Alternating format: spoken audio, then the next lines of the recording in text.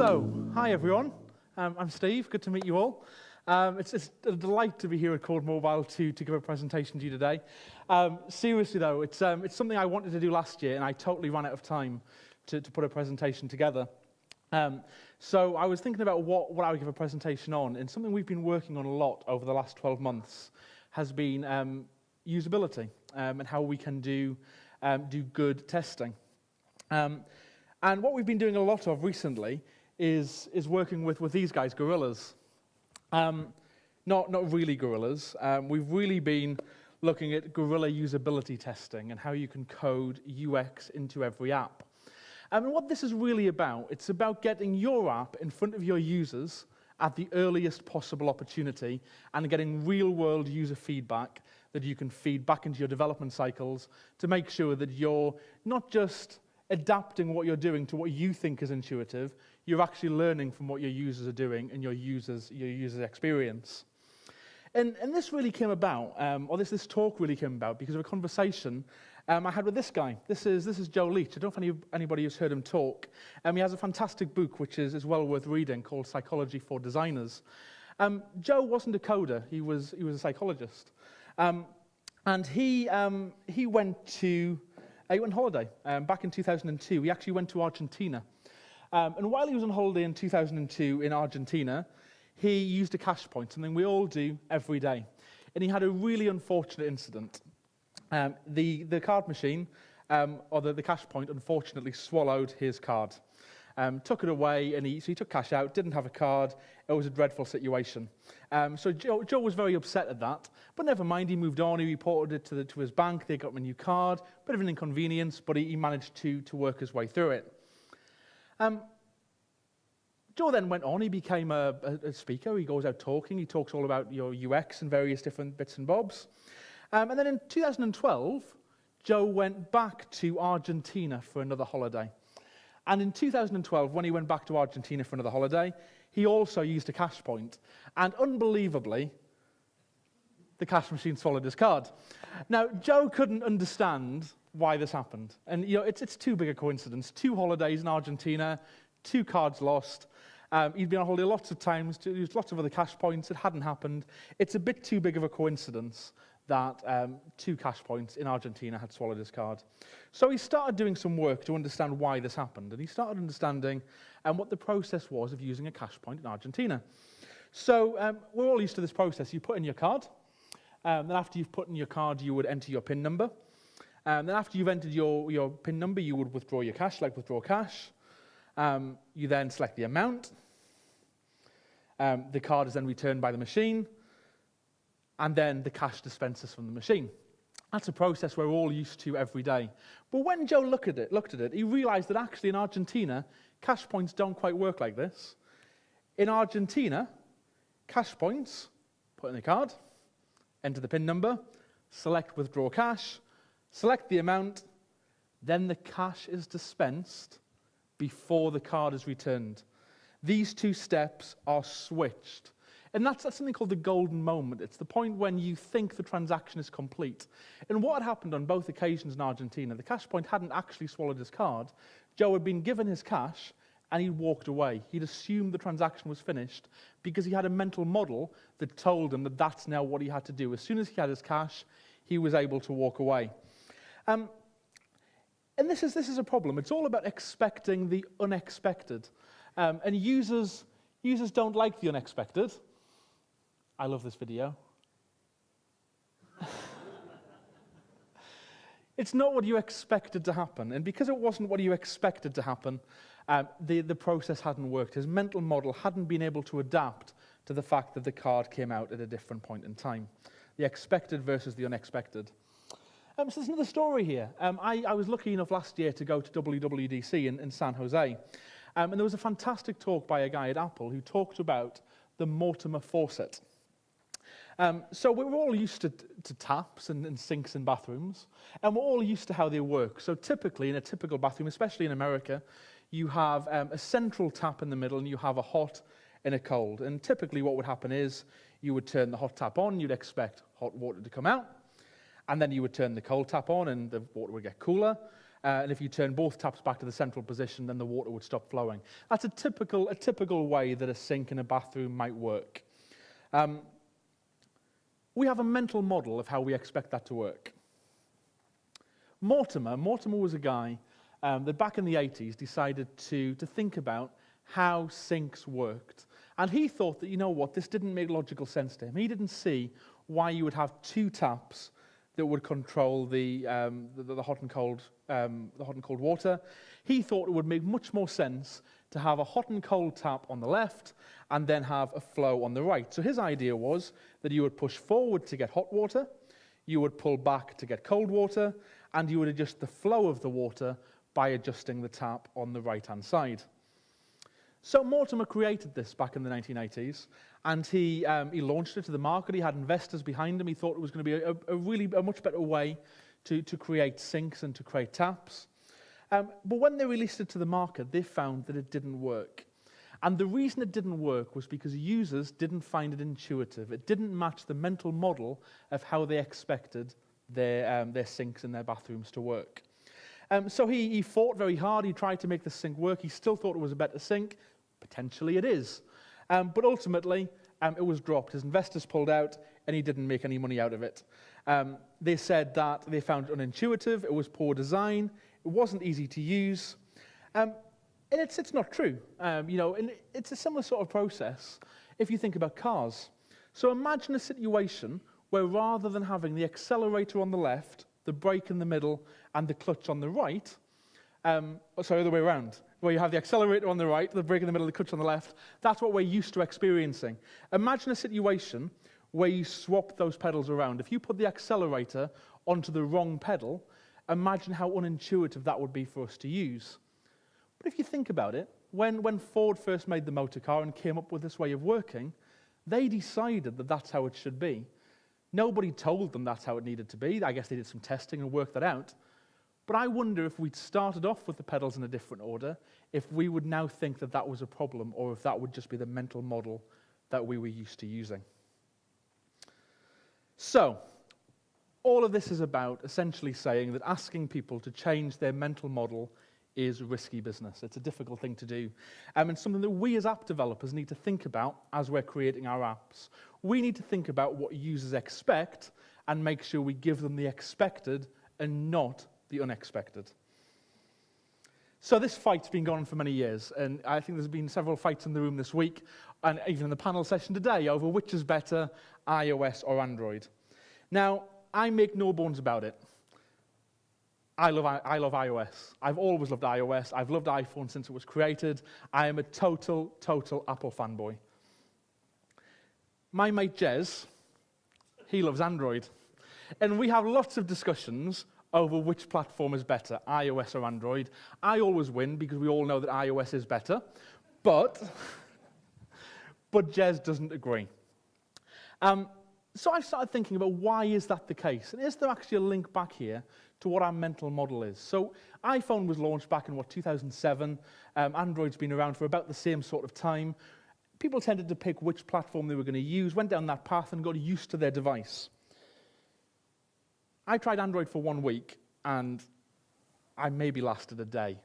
I just couldn't cope with it. It was very difficult to use. I found it really unintuitive. I didn't know where things were, didn't know which screens I should be going onto. It got me thinking about Mortimer's mental model, and a prime example of this. If you just think about the way that you delete something on iOS, you would typically swipe from the right to the left, and you get a delete button on a table view. That's a standard control. It's what we're used to using every day. You swipe from the left to the right, you get a delete control, and you press delete. Compare that to Android, and typically, as I understand it, not as an Android user, you would swipe from the left to the right. It's the opposite way around. So when I start to use my iPhone or my Android device, and because it's changing my mental model, it's the opposite way around, I find it not as intuitive. In actual fact, I think if Apple had created iOS and had put the delete button on the left, wouldn't have made a difference to me. I'd have got used to it, and that would have worked for me. But personally, I find Android unintuitive because it does things in a slightly unexpected way. Doesn't make it wrong, it just makes it different. So let's change tack just a little bit. Let's talk about cake. I like cake. So let's think about who our customer is. Let's think about who we're actually developing our apps for and our products for. So I have a cake and I want to sell it. I'm a baker. So who is my end client? So there's many options for who my end client could be. It could be the chef who's going to bake the cake. It could be Tesco. They're going to be the store who's going to sell the cake. It could be the person who buys it, maybe. That could be a client. But actually, I think it's more likely it's going to be the person who ultimately eats it. It's the person who eats it that is my ultimate end customer. So what we need to do is to make sure that the person who is eating the cake is as close to the chef as she can possibly get, so the chef knows what the person who's going to eat it likes. And I think that's exactly the same with app developers.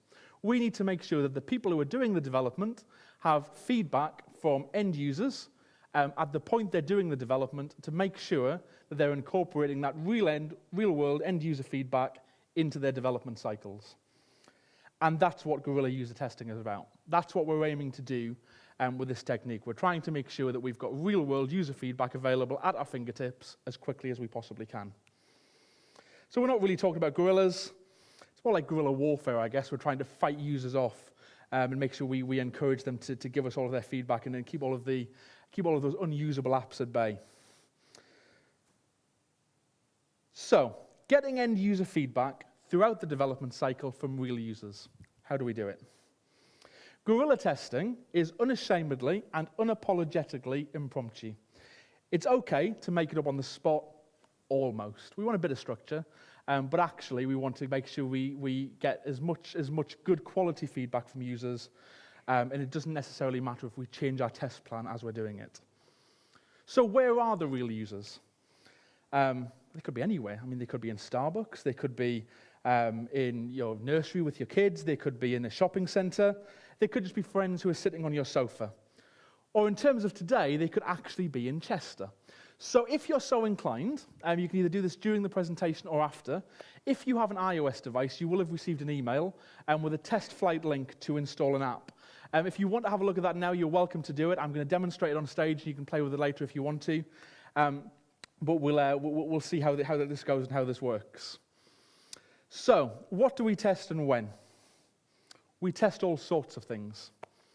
We test prototypes, we test development versions, completed systems, and release products. It doesn't matter how much testing we do, it doesn't matter how much feedback we get. The more feedback, the better. The idea is, the sooner that you get your actual product into the hands of your users, the sooner you can learn from their feedback. Let's just take a slight detour. Let's talk about prototypes. Who in the room prototypes? Is that a thing? That's really interesting. Probably less than a quarter of hands went up in the room about prototypes. So something we started to do was when we did a quote for a client, we started thinking about, should we prototype the product before we actually give them the quote? And one idea that we had was to use Keynote. So let me show you a prototype for an app. This is a prototype for an app called My Guest List that a client approached us and asked us to make. And we went into Keynote. We set the size of the screen to be the size as the iPhone. If you open the Keynote presentation on the iPhone, it will actually appear to be the size of the iPhone in the screen and will effectively look like a rudimentary app. We used the click events within the application, so we could click on the various buttons. You can see what happens when you edit the event. You can add new events. You can see where you go to, which screen you might go to. There was a home view. You can go to reports. You can increase the number of guests that might be on the guest list. You can decrease the numbers. You get a feel for using the app. It's not a working version by any means, but what it did allow us to do was it allowed us to say to the client, is this what you're actually talking about? Is this what you've described to us? Is this the product that you actually want us to create? Now, putting this together probably took 2 or 3 hours, maybe a little bit more. But what that did do, it meant that when we put our quotation together and worked out what the fixed cost this client was going to pay, it meant we actually had a very good idea of what it was we were building for the client. We were able to checkpoint and make sure there was no easy misunderstandings between what they described to us and ultimately what we were going to create. And this worked really well for us. So a form of guerrilla usability testing was to simply say to that client, here's the app, here's my iPhone, have a play with this prototype, what do you think of it, and get some real feedback. And that was before they'd even commissioned us to build the project.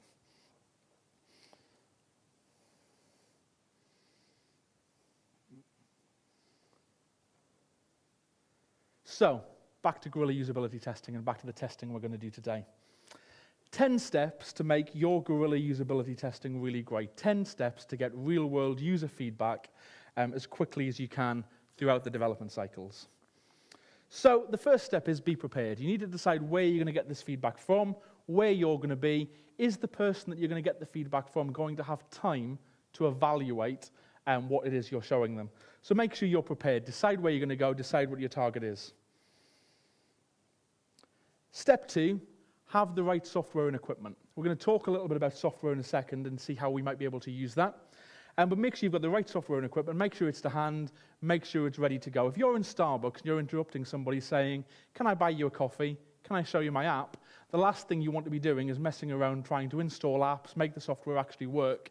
You need to be ready to go because their time is valuable. Users giving up their time to you is something they don't have to do. They are doing you the favor, not the other way around. What software do you need? There's all sorts of options. So UX Recorder, QuickTime, you can do some interesting things. So UX Recorder is an app. I've got a feeling this might have disappeared from the App Store, and if it has, I apologize. But I still have it on my phone, and it essentially allows you to record what's going on the screen at any point in time. And pop that into a movie file that you can review later. It does some nice things. It unfortunately doesn't work with apps themselves. It only works with websites, I should say that. We'll come on to apps themselves in a second. But it allows you to track click events in Safari and those sorts of things, which is really useful. Another good way to do this is to use QuickTime. So I'm going to do this in a second when I put my phone up on screen. But you can actually view your app on a computer screen, so you can see what the user's actually doing in real time. But in an ideal world, you really want to be able to capture users' faces. And one of the ways to do that is with lookback.io, which I'm going to come to in just one second. You also probably want to take a friend along with you. So 2 eyes are better than one. It allows you to evaluate the session. It allows you to say to the user, or you can lead the session with the user, make sure you're concentrating on the user's needs, and then sit down with your friend afterwards and say, what actually happened during that session? What were the issues that we encountered with the user when they were using my app? Also, be ready to improvise. Things will go wrong, especially if you've got an app that maybe has some bugs in it or isn't working the way you'd expect it to, or maybe even the user just clicks on the wrong thing. Maybe they click somewhere they don't expect them to click, or does something within the app you don't necessarily want them to do. So be ready to improvise and make sure you're good to jump onto it and reassure the user that actually nothing is their fault. If they click on a button that you didn't expect them to click on, that's your fault. It's not as usable as it should be.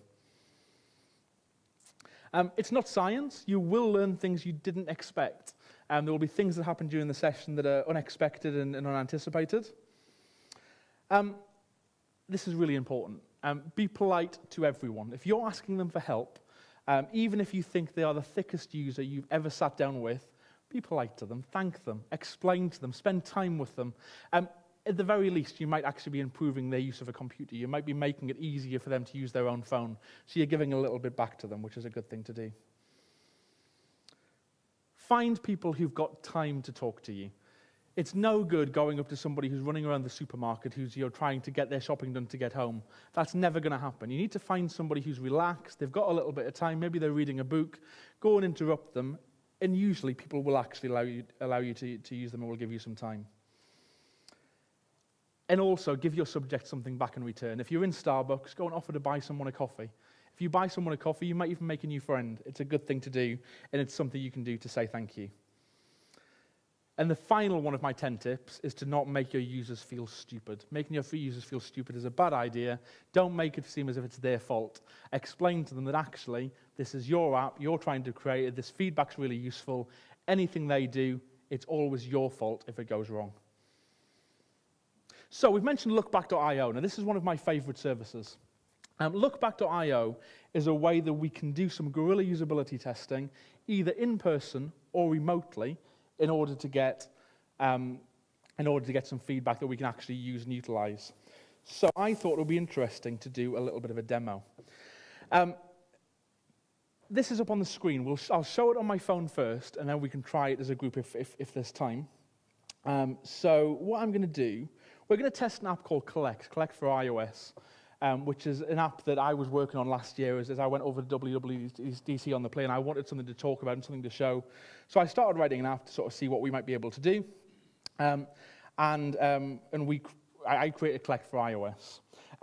I then found Lookback, and I installed Lookback into it to see what you might do. So Lookback's a framework. You download it from the Lookback website. Lookback's a paid service. It's got a very generous trial, though, which is useful to know. And I'm just going to see if I can get my phone onto the screen. QuickTime. Get rid of that, and do a new movie recording. I should be able to choose Steve's, oh, that's a horrible view, Steve's iPhone.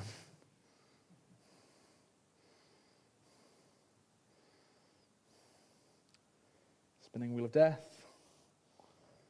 Never good. There we go. So if you go to that link that I just had on the screen a second ago, you simply put it into Safari. It opens up a screen which looks like this. I'm going to invite my handy assistant, Andy, onto the stage. Please welcome Andy. And Andy, I'm going to give you my phone. So Andy has been emailed this link, and he's clicked on the link in his emails. It's opened up this lookback.io, and he's already been sent the test flight link. So he's already installed Collect for iOS on his device. So maybe you need to give him some help with that, and maybe put some instructions on your website. But however he's done it, he's got an app on his phone, and he's now clicked on a link. And all I'm going to ask him to do is to click on Participate. And that's immediately going to open Collect for iOS. So if we press open, I will take you into the app, and he's going to start by getting set up. So it is asking him to say, we're going to participate in some testing, we're going to upload this experience, so we're going to share this with our developer, so we can say what experience we had when we used our app. Checks he's okay to continue, so are you okay to continue? Okay, if you continue, that would be really good. Now, what we're now going to ask him to do is to share some things with us. We need access to his microphone, because we need to hear what he's actually doing at the time.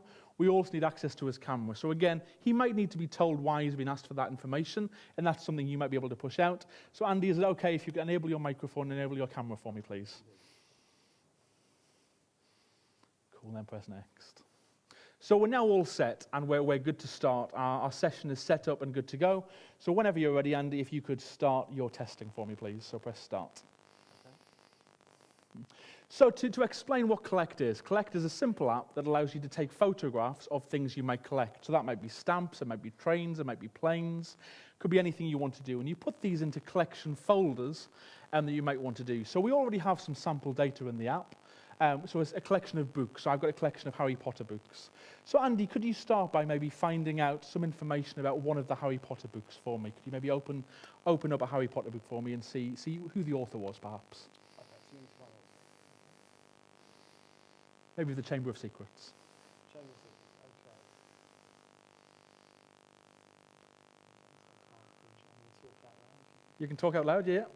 I'm trying to pinch and zoom, and I can't seem to do that. The light's quite heavy, so the concept isn't ideal, so I'm trying to, I have to use trial and error here. Believe it or not, I've never seen Harry Potter. Haven't you? There's also 7 books, and it's perfectly possible the Chamber of Secrets isn't on there. Okay.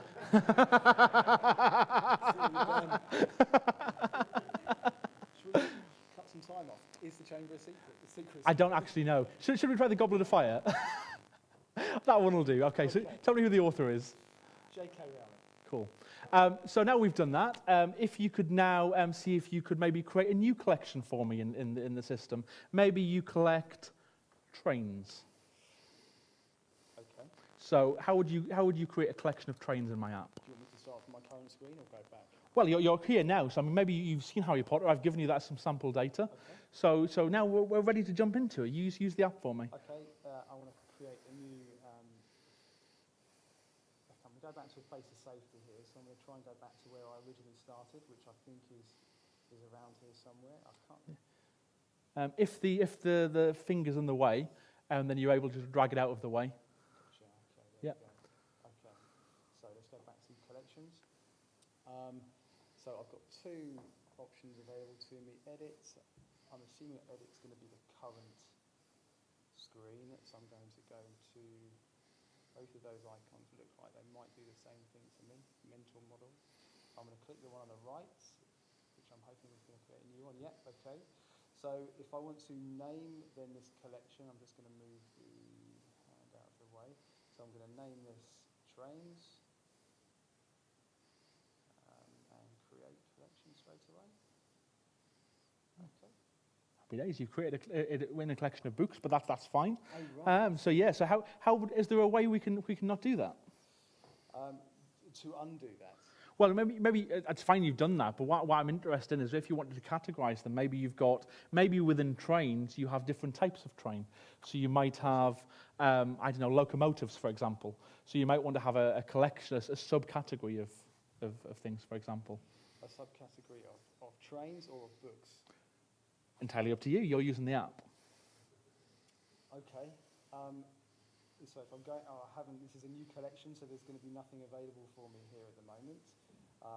If I wanted to create a collection.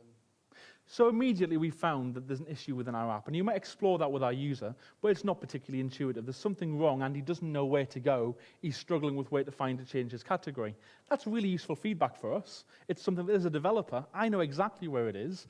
And the reason I know exactly where it is because I've built the app. I've spent months putting this together. So I've got used to where things are in my app. Andy's never touched this before. Genuinely, I didn't actually show Andy the app before today. He doesn't know how to do it. I've now learned that I need to do something to make that experience a little bit better from him. But how have I learned that? Because Andy is not necessarily with me. He might be on the phone. He might have just picked the link up. You might have emailed it out to him. So I'll tell you what we'll do. If you could just submit that to me, just click on the hand for me. And just confirm that you're okay for that session to end. Okay. And yeah, upload it. That would be brilliant. Almost done. Are we not on Wi-Fi? Just upload over cellular. That's fine. Upload over cellular again. Yeah, perfect. And the app crashed. That was brilliant. Happy days. That's going to work for us, isn't it? The best laid plans. But what has happened is, let's have a look. The service lookback.io has a website. What that's done is that has, in theory, assuming the app hadn't crashed, has uploaded the experience into this interface for me. And what I can now do is I can go into the recording of what's actually happened on my app. And this was somebody else last night that I was showing it to. And what it's done is it's recorded every aspect of the user's session. You can see at the bottom here which view controllers they were accessing. You can see their face, what their expression was. It also shows you when they click on the screen where they've tapped on the screen and what they were doing at the time. And that allows you to really analyze their behavior. Assuming they've enabled their microphone, it does an audio recording of what they're actually saying to you as well. So if you're having a live conversation with them, you can do that. So if you follow that link that I put up on the screen in a second, you can all have a go at that. You can have a go at doing a usability session. You can submit some real-world user feedback, and I'll be able to use that. So as a developer, you can become my testers, and I'll be able to use that to see if that is working for my users. The other great thing about Lookback is Lookback Live. So let's just see if we can find Keynote again. In fact, actually, no, we won't. What we'll do, if we jump onto the screen, we'll just put a different URL in. So you can send out a slightly different URL from Lookback, which allows you to do a live session. So you can do a Lookback live session. So what we're going to do on the screen, I'm just going to get Andy to click participate, and we'll open the app up again. It gives them some slightly different information. It says we're now going to do a live session, so we'll accept and continue. Same options, enable the mic and enable the camera. And press next. All set, okay, got it. And it's hopefully going to say, sit tight, we're waiting for the other party to join. Now on my screen, I have an observer link.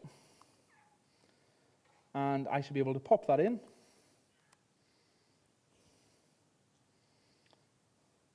and the recording's ready to start. So if I click on that, download Google Chrome, it's horrendous, lookback.io.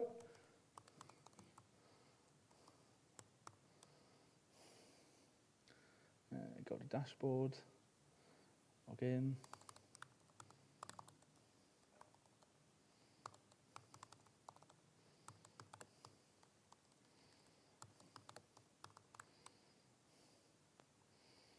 Into collect, one live session, ready to start. Into that, I can join the live session, and this opens up a situation where I can now start moderating, and it will ask Andy if he wants to accept.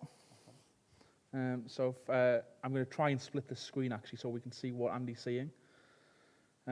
So live, this is probably going to fail a little bit with the Wi-Fi, but essentially I've got Andy's live session in front of me. I should be able to see exactly what Andy's doing on his screen. So if you now press screen.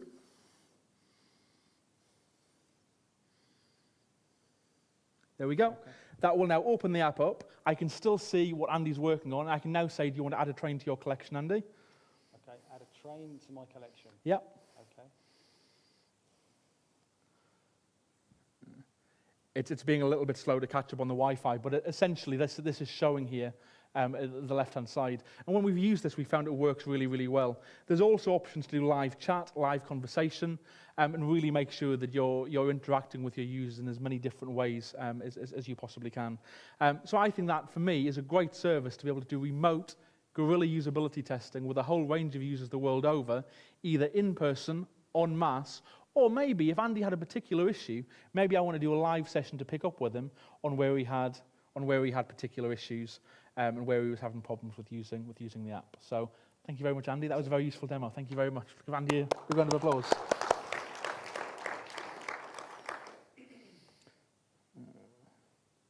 Back to Keynote.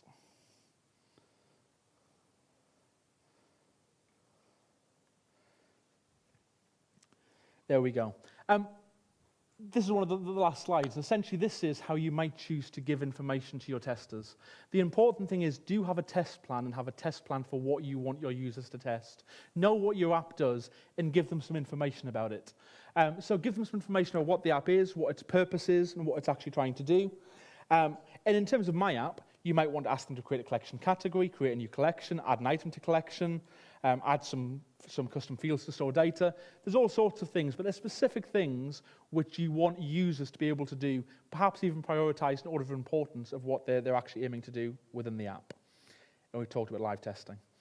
So, to summarize, the whole purpose of this talk is to encourage you to get users' feedback as early in the development cycle as you possibly can. You might want to use a service like Lookback, or you might want to use go and buy somebody a coffee and watch them use your product. But the sooner you get your app and your product into your users' hands, the sooner you can start learning from their experience, and the sooner you can start feeding that into your Scrum teams and into your development cycles. Watch how users interact with your product and observe what they do. Never assume that the user is wrong. The user is always right. If the user doesn't know how to do something, you haven't made it obvious enough for them. So make it more obvious, improve your user interface, and go through that continuous learning cycle. And also, never ever assume that it makes sense to them, because it makes sense to you. You've been working with your apps for a long time. You know how it works. Your users who are picking this up for the first time don't know how it works. So make sure that you learn from that experience and make sure you incorporate that into your app development. So with that, thank you very much. Any questions?